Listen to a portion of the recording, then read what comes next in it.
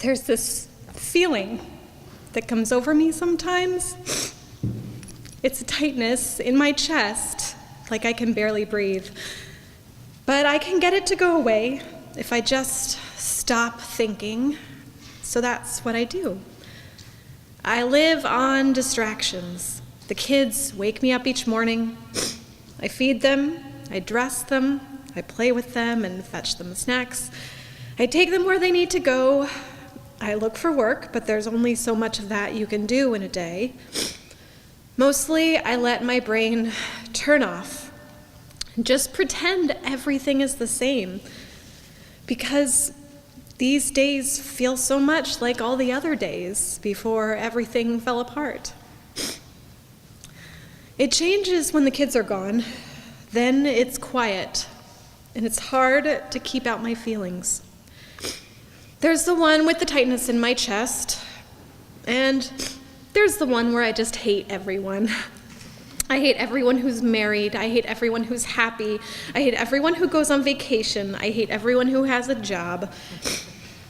I don't enjoy hating everyone, but it's preferable to some of the other feelings.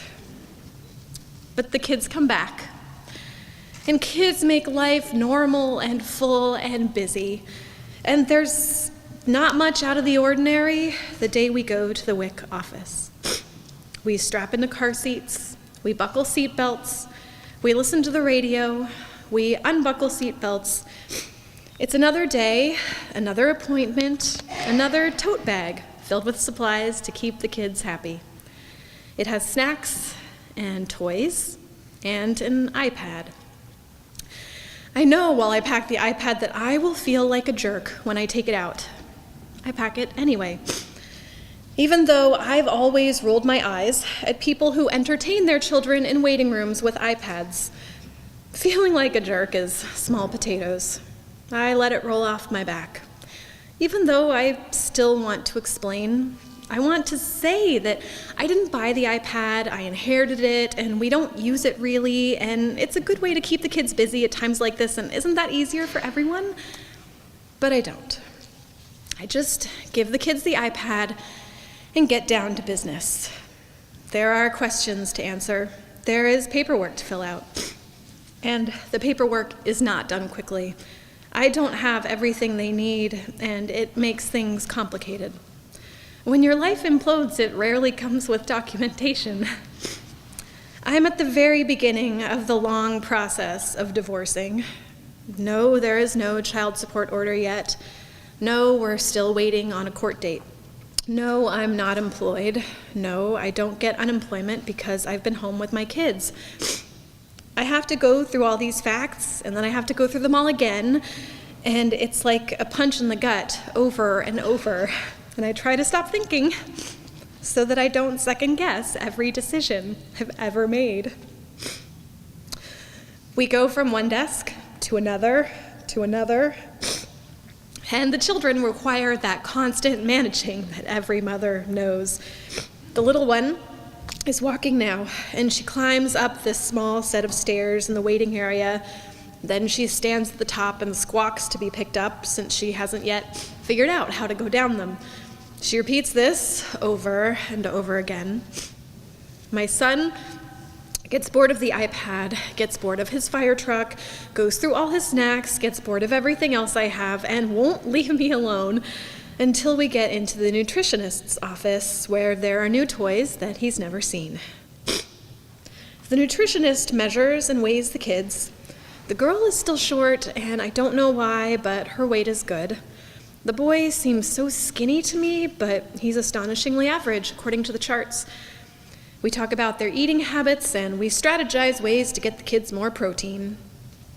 The nutritionist, who is very young and very kind, reminds me of myself in my 20s, helping people, trying to do something worthwhile. Maybe it was presumptuous, but I didn't ever expect to be the person on the other side of the desk. But I don't like where those thoughts go, so I keep it simple. I'm a mother. I have 2 children. I have to buy groceries, and this will help, so I do it.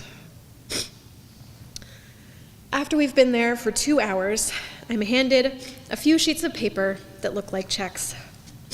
They are blue and businesslike, but instead of pay to the order, they say things like 1 pound cheese and 14 ounces brown rice.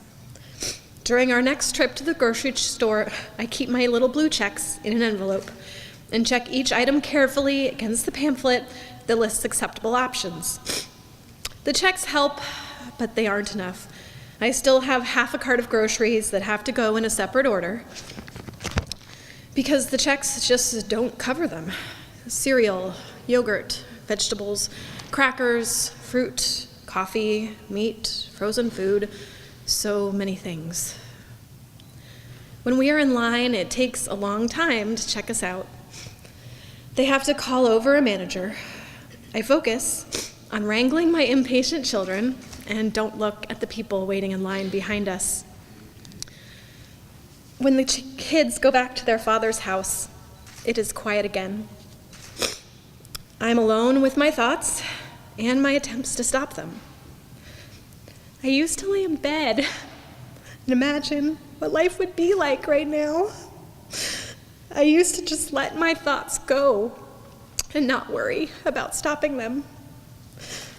I used to wonder what it would be like to be a mother, to have young children, to get to know a new part of myself.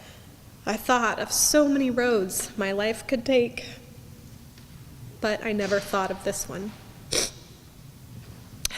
But I'm getting better at not thinking. As months pass, I become an expert.